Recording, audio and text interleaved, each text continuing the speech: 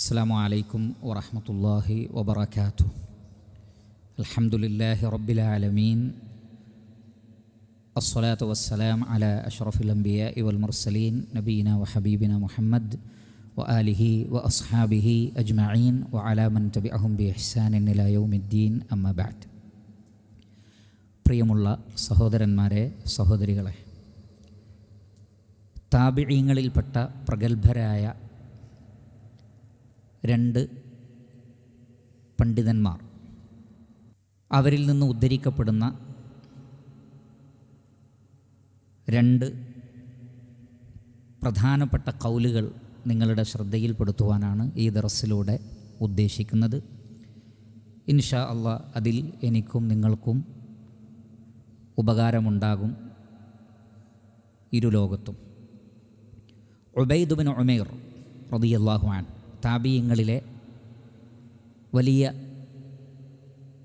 പണ്ഡിതനാണ്. ഖുർആനിലൊക്കെ വിജ്ഞാനമുള്ള വലിയ പണ്ഡിതനാണ് ഉബൈദ് ബിൻ ഉമൈർ. അദ്ദേഹം പറയുകയാണ്, കാന ലി റജുലിൻ സലാസതു അഖില്ല ബഅദുഹും അഖസ്സു ലഹു മിൻ ബഅദ്. ഒരാൾക്ക് മൂന്ന് കൂട്ടുകാരുണ്ടായിരുന്നു. പ്രധാനപ്പെട്ട മൂന്ന് കൂട്ടുകാരാണ്.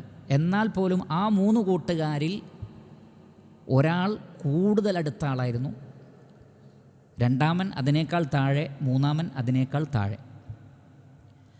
അങ്ങനെ അദ്ദേഹത്തിനൊരു വലിയ ബുദ്ധിമുട്ട് വന്നു, വലിയൊരു പ്രയാസം. ഇനി അതിനേക്കാൾ വലിയൊരു പ്രയാസം ജീവിതത്തിൽ വരാനില്ല.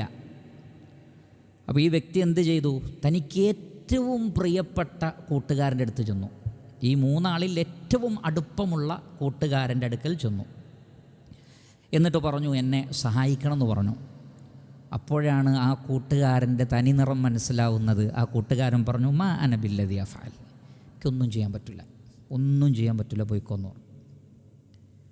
അങ്ങനെ അദ്ദേഹം അതിനേക്കാൾ താഴെ പരിഗണിച്ചിരുന്ന കൂട്ടുകാരൻ്റെ അടുക്കൽ ചെന്നു. അങ്ങനെ ആ കൂട്ടുകാരനോട് വിഷയം പറഞ്ഞപ്പോൾ പറഞ്ഞു, ശരി, നിൻ്റെ പ്രശ്നം പരിഹരിക്കാൻ ഞാൻ നിൻ്റെ കൂടെ വരാം. അങ്ങനെ ഈ വ്യക്തി ഉദ്ദേശിച്ച സ്ഥലത്ത് എത്തിയപ്പോൾ, ഞാൻ പോവുകയാണ്, എനിക്ക് പറ്റൂല എന്ന് പറഞ്ഞുകൊണ്ട് അവിടെ എത്തിയപ്പോൾ അവിടുന്ന് മടങ്ങി. അതുവരെ കൂടെ പോയി, പക്ഷേ അവിടെ എത്തിയപ്പോൾ അവിടുന്ന് മടങ്ങി. അങ്ങനെ ഇവരിൽ കൂടുതൽ അകലമുണ്ടായിരുന്ന സുഹൃത്തിൻ്റെ അടുത്തേക്ക് പോയി. കാരണം അത്രയേ അതിനെ പരിഗണിച്ചിട്ടുള്ളൂ എന്നർത്ഥം. അപ്പോൾ പറഞ്ഞു, അന അദ്ഹബു മഅക്, ഞാൻ നിൻ്റെ കൂടെ വരാം. ഹൈസു ദഹബത, നീ എവിടേക്ക് പോയാലും, എവിടെയാണ് നിൻ്റെ പ്രശ്നം അവിടേക്കൊക്കെ ഞാൻ വരാം. നീ എവിടെ പ്രവേശിച്ചാലും ഞാൻ നിൻ്റെ കൂടെ പ്രവേശിക്കുകയും ചെയ്യാം, ഞാൻ നിൻ്റെ കൂടെ ഉണ്ട്. എന്നിട്ട് അദ്ദേഹം പറയുകയാണ്, ഫൽ അവ്വലു, ആദ്യം പറഞ്ഞ സുഹൃത്ത് എന്ന് പറയുന്നത് മാലുഹു, അവൻ്റെ ധനമാണ്. മുസീബത്ത് എന്ന് പറഞ്ഞത് അവൻ്റെ മരണവുമാണ്.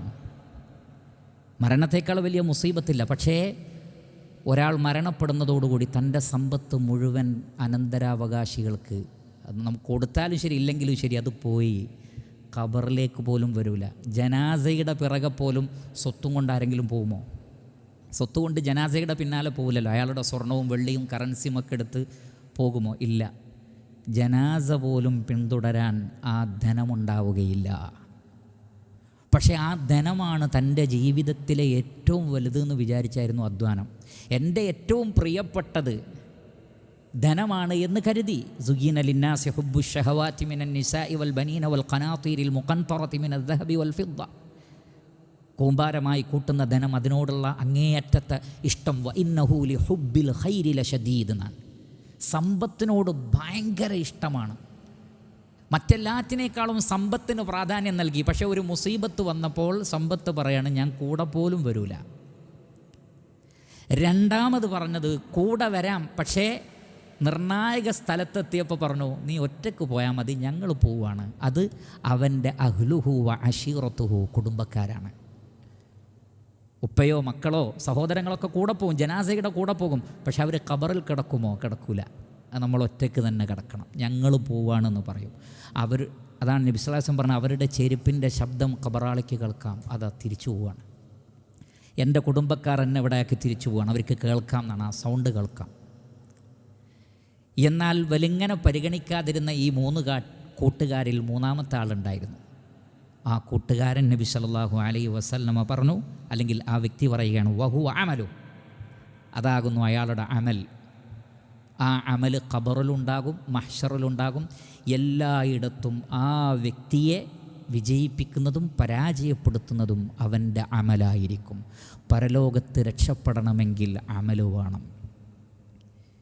ഇത് അദ്ദേഹം സ്വന്തം നിലക്ക് പറഞ്ഞതല്ല, മറിച്ച് റസൂലുള്ളാഹി സ്വല്ലല്ലാഹു അലൈഹി വസല്ലമയിൽ നിന്നുള്ളൊരു ഹദീസിൻ്റെ ആശയം അദ്ദേഹം വളരെ നല്ല നിലക്ക് നമുക്ക് മനസ്സിലാക്കി തരികയാണ്. ഇമാം ഹാക്കിം റഹ്മത്തുള്ളാഹി അലൈഹി അദ്ദേഹത്തിൻ്റെ അൽ മുസ്തദ്റക്കിൽ ഉദ്ധരിക്കുന്ന ഹദീസിൽ കാണാം, അനിൻ നുഅ്മാൻ ഇബ്നു ബഷീർ റളിയല്ലാഹു തആല അന്ന റസൂലുള്ളാഹി സ്വല്ലല്ലാഹു അലൈഹി വസല്ലമ ഖാൽ, അള്ളാഹുവിൻ്റെ റസൂല് പറഞ്ഞിരിക്കുന്നു, മസലുൽ മുഅ്മിനി വ മസലുൽ അജലി മസലു റജുലിൻ ലഹു സലാസതു അഖില്ല.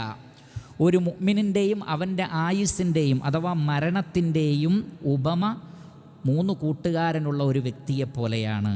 ഖാല ലഹു മാലുഹു, അവൻ്റെ സമ്പത്ത് അവനോട് പറഞ്ഞു, അന മാലുക്, ഞാൻ നിൻ്റെ ധനമാണ്, ഖുദ് മിന്നി മാ ശിഅത വദഅ മാ ശിഅത, നിനക്കിഷ്ടമുള്ളത് എടുത്തോ, ഇഷ്ടമുള്ളത് ഉപേക്ഷിച്ചോ എന്ന് ധനം പറഞ്ഞു.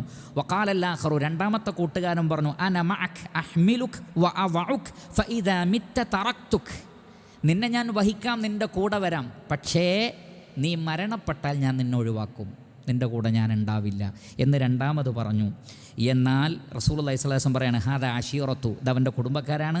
വഖാല സാലിസു, 3-ാമത്തെ കൂട്ടുകാരൻ പറഞ്ഞു, അന മഅക അദ്ഖുലു മഅക് വ അഖ്റുജു മഅക് മിത്ത ഔ ഹയീത ഖാല ഹാദാ അമലുഹു, നീ ഖബറിലേക്ക് പോകുമ്പോഴും ഖബറിൽ നിന്ന് പുറത്തേക്ക് വരുമ്പോഴുമൊക്കെ ഞാൻ നിൻ്റെ കൂടെ ഉണ്ടാകും. നബി സല്ലല്ലാഹു അലൈഹി വസല്ലം പറഞ്ഞു, അത് ആ വ്യക്തിയുടെ അമലാണ്. അതുകൊണ്ട് പ്രിയപ്പെട്ട സഹോദരങ്ങളെ, നമ്മൾ ഏറ്റവും പ്രിയപ്പെട്ടതായി കരുതുന്നതൊന്നും നമുക്ക് നിർണായകമായ ലോകത്ത് ഉപകാരപ്പെടുകയില്ല. മറിച്ച് പരലോകത്ത് ഉപകാരപ്പെടുന്നത് സൽക്കർമ്മങ്ങൾ മാത്രമാണ്.